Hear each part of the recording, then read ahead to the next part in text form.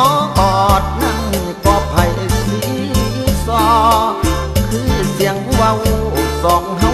เคยเว้าต่อเมียงหูฟังน้ำตาไอไหลคลอยามขึ้นพอเรื่องเก่าแต่คราวหลังสัญญาเว้าสองเฮาย่วมอ้อมบัดอายบ่พร้อมน้องผัดไปเป็นลายต่างลืมคนเขาขันเอา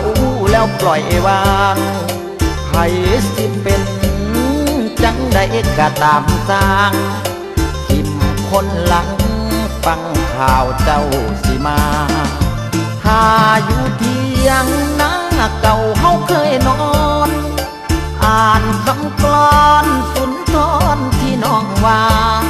หักตายผู้เดียวเขียนไว้คือเทียงนาห้อยขี้ทานอ่านปลอบใจเรื่อยมาย้อนคำสัญญาถ้าจนเทียงหน้าสิห่างหนาวเวียนมาคิดพ่อหน้าของต้องปีก่อนมีน้องสองเฮาเฮียงทางปีนี้อายบ่มีไผแทนนางเหลือแต่ห้อยลายมือน้องหัวลางยานเด้ใจนางสิคือห้อยขี้ถาดไฟ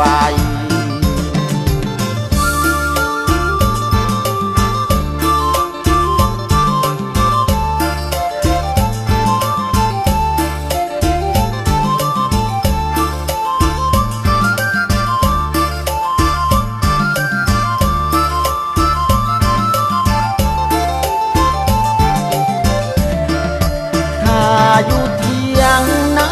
เก่าเฮาเคยนอนอ่านคำกลอนสุนทรที่น้องว่าหักอายผู้เดียวเขียนไว้คือเทียงนาห้อยขี้ทานอ่านปลอบใจเรื่อยมาย้อนคำสัญญาขาดจนเทียงหน้าเสียห่างหนาวเวียนมาคิดพ่อหน้าอ่องต้องปีก่อนมีน้องสองเฮาเฮียงข้างปีนี้อายบ่มีไผแทนนางเหลือแต่ห้อยลายมือน้องหัวลางยานเด้ใจนางสิคือห้อย